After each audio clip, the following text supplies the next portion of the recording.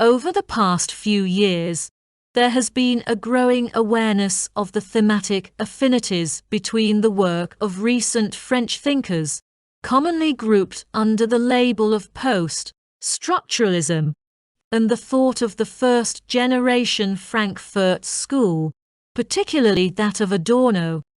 These affinities have become part of the self-consciousness of participants in the two traditions themselves. Among the most prominent of such common preoccupations are the illusory autonomy of the bourgeois subject, the oppressive functioning of scientific and technological reason, the radicalizing potential of modernist aesthetic experience, and the manner in which what are apparently the most marginal and fortuitous features of cultural artifacts reveal their most profound and often unacknowledged truths.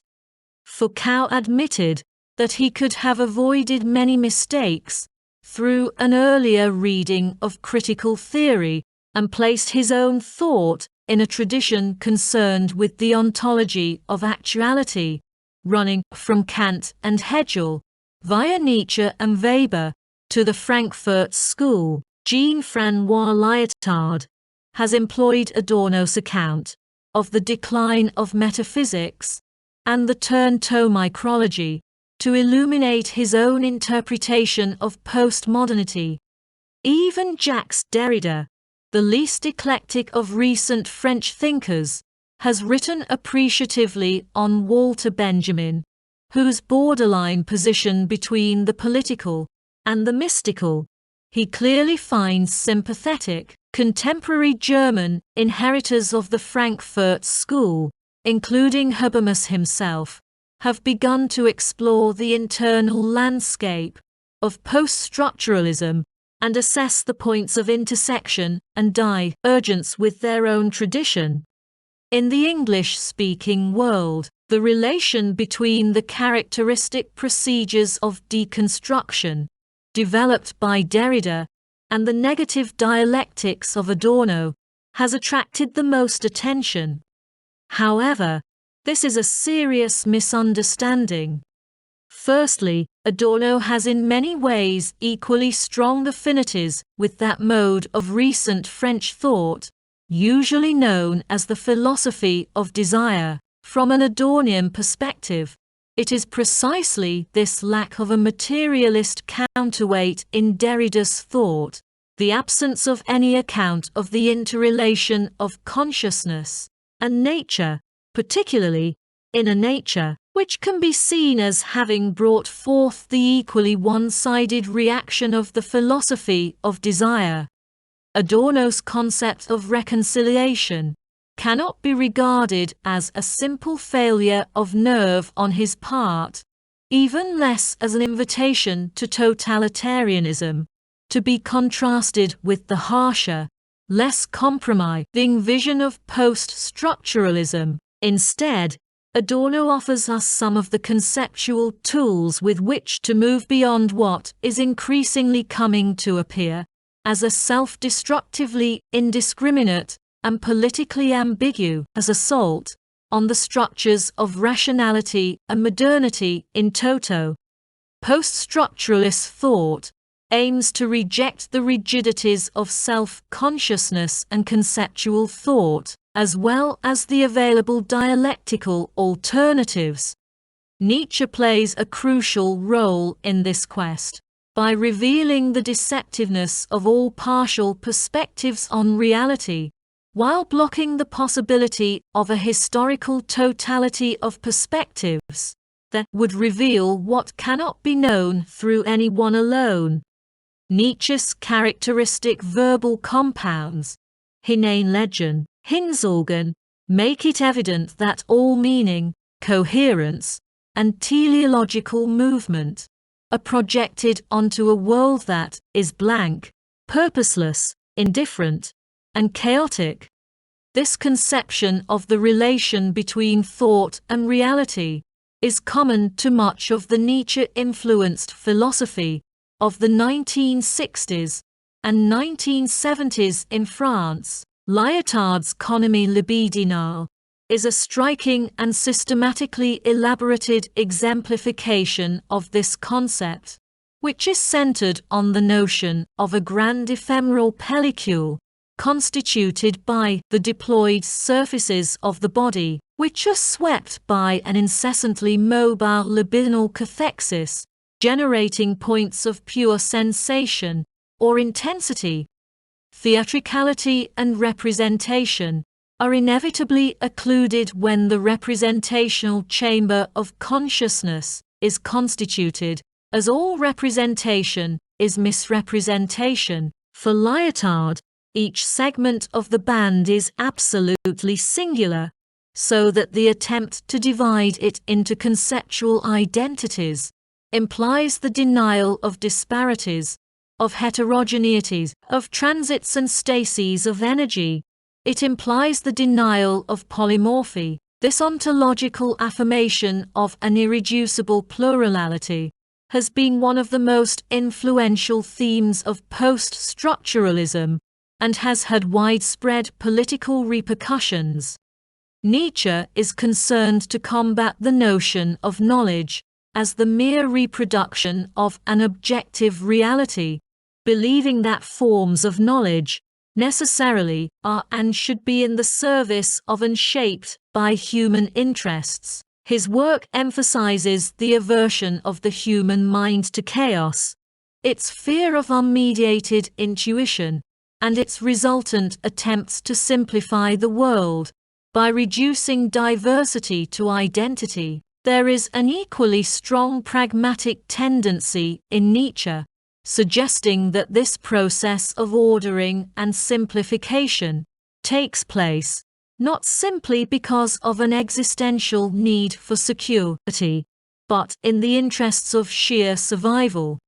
Adorno's critique of identity thinking is a departure from the post-structuralist position, heavily influenced by Nietzsche. Adorno's critique of consciousness is not limited to Nietzschean Freudian, naturalistic critiques, but also takes into account the discovery of early German romantics that pure consciousness is internally incoherent. He believes that the identity of the self must be coercively maintained against centrifugal tendencies of impulse, and that suffering is the principium individuationis, and the secret of individuality, which transcendental philosophy can only conceal at the cost of becoming entangled in unavowed contradictions. Adorno's critique of the modern subject is as implacable as that of the post-structuralists, and is based on similar grounds. However, unlike Foucault, Deleuze, or Lyotard, Adorno does not call for the abolition of the subjective principle. Instead, he insists that our only option is to use the force of the subject to break through the deception of constitutive subjectivity. Nietzsche's work is characterized by the inherent fictionalizing and fetishizing tendencies of language and conceptual thought. He argues that every word becomes a concept through the fact that it must serve not just for the individualized original experience, but also for countless more or less similar cases. Adorno's view of the deceptive identity forged by concepts motivates Lyotard's evocation of the ineffably singular points of intensity which constitute the libidinal band, or Foucault's reluctant but repeated recourse to an uncapturable prediscussive spontaneity. Adorno's philosophical effort is directed towards moving beyond the split between bare facticity and conceptual determination, through an experience of the contradiction that split itself implies. He suggests that non-identity is opaque only for identities claimed to be total. Post-structuralist thought's attempt to isolate singularity may result in another form of abstraction and a highly mediated interpretation of what it mistaken for immediacy. Adorno does not avoid these difficulties by espousing a Hegelian position, agreeing with Hegel that the abstract universal enters into contradiction with its own concept, becoming something arbitrary and particular. However, he argues that even Hegel's solution, an immanent, self-realizing universal, fails to challenge the primacy of the universal as such.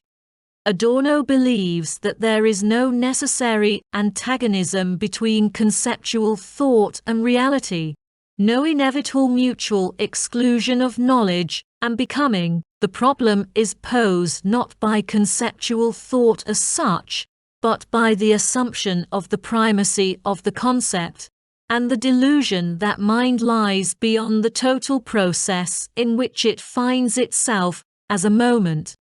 Adorno's philosophy is characterized by the idea that identity is inseparable from its internal contradictions and can only be adequate to its concept by acknowledging its own moment of non-identity.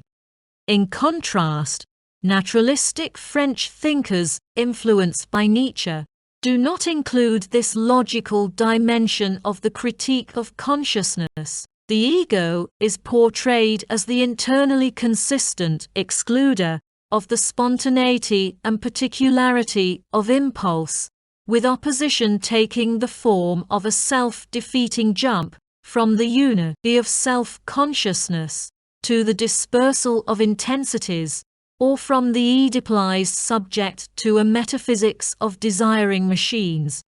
Derrida shares a penchant for dialectics with Adorno, but fails to link this concern with an account of the natural historical genesis of the self. Adorno contests the possibility of Husserl's transcendental reduction, arguing that the mind's moment of non-being is so intertwined with existence that picking it out neatly would be the same as to objectify and falsify it. Derrida suggests that there is a short of and a beyond of transcendental criticism, and that the value of the transcendental arch must make its necessity felt before letting itself be erased. This operation implies a reduction of the reduction, a shift to the level of what he explicitly terms an ultra-transcendental text. Adorno's philosophy is characterized by the distinction between his position, which views subjectivity as an effect of difference, and that of Adorno, who sees the difference between subject and object as an undialectical structure, within which all dialectics take place. Post-structuralist thinkers and literary and political commentators have attempted to oppose the Nietzschean critique of identity to the cursive totalizations of dialectical thought, but face intractable difficulties. Adorno, a French thinker, criticizes Hegel's dialectic as being the most insidious and ineluctable form of identity thinking. The tale of the subduing of the mirror animals can be interpreted in terms of the libidinal critique of consciousness and the dialectic of enlightenment, which was first formulated by Herkomer and Adorno during the early 1940s. The humanization of the drives, represented by the transformation of the animals into reflections, does indeed result in a kind of mastery by the ego. However, this mastery is bought at the price of a terrible isolation. In negative dialectics, Adorno returns repeatedly to the pathos of a self, helplessly confined within the circle of its own immanence, unable to make contact with anything external, which does not turn out to be simply its own reflection. The concept of a spell plays an important role in Adorno's philosophy, as it suggests a state of compulsive selfhood, in which actions are simultaneously autonomous and heteronymous, accompanied by exaggerated subjective illusions of autonomy, but carried out by subjects nevertheless. In the later critical theory of Habermas, this parallelism of the instrumental domination of outer nature and the repression of inner nature will be contested. In its Adornian version, the critical theory position has a distinct advantage over that of the post-structuralists, as Adorno perceives that compulsive identity, the sacrifice of the moment for the future, was necessary at a certain stage of history in order for human beings to liberate themselves from blind subjugation to nature.